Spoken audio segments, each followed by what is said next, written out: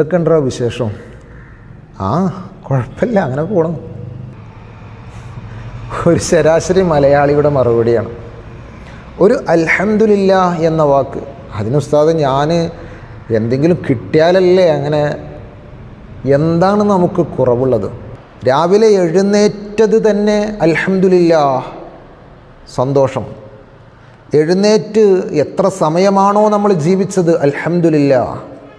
വെള്ളം കുടിക്കുമ്പോൾ ഒരു തടസ്സവുമില്ലാതെ ഇറങ്ങിപ്പോകുന്നു, അൽഹംദുലില്ലാ.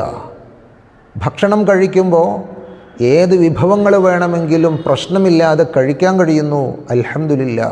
ചവച്ചരച്ച് കഴിക്കാൻ കഴിയുന്നു, അൽഹംദുലില്ലാ.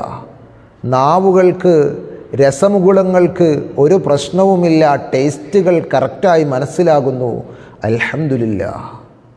ഭക്ഷണത്തിലേക്ക് നോക്കി ആ ഭക്ഷണത്തെ വേർതിരിച്ച് മനസ്സിലാക്കാൻ കഴിയുന്നു, അൽഹംദുലില്ലാ.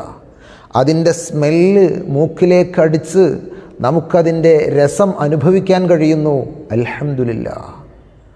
അങ്ങനെ തുടങ്ങിയിട്ട് എത്ര കാര്യങ്ങൾക്ക് നമ്മൾ അൽഹംദുലില്ലാ പറയേണ്ടതുണ്ട്.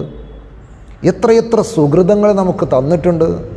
എൻ്റെ മകനെ തന്നു, എൻ്റെ ഉമ്മയെ നിലനിർത്തി തന്നു, ഉപ്പയെ കണ്ടു, ഉമ്മയെ കണ്ടു, ലോകം കണ്ടു.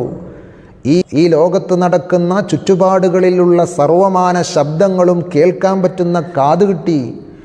ആ കാതിലൂടെ ഓരോ ശബ്ദങ്ങളെയും വേർതിരിച്ചറിയാൻ പറ്റി. എൻ്റെ ശരീരത്തിൽ ഒന്ന് സ്പർശിച്ചാൽ എനിക്ക് വിവരം കിട്ടി.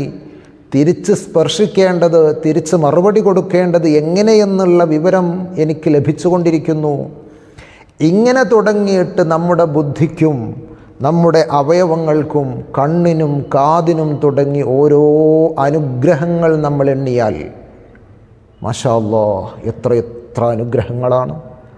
അൽഹംദുലില്ലാ എന്ന് ഇതിനൊക്കെ പറയാൻ കഴിയുന്നുണ്ടെങ്കിൽ വീണ്ടും അൽഹംദുലില്ലാ.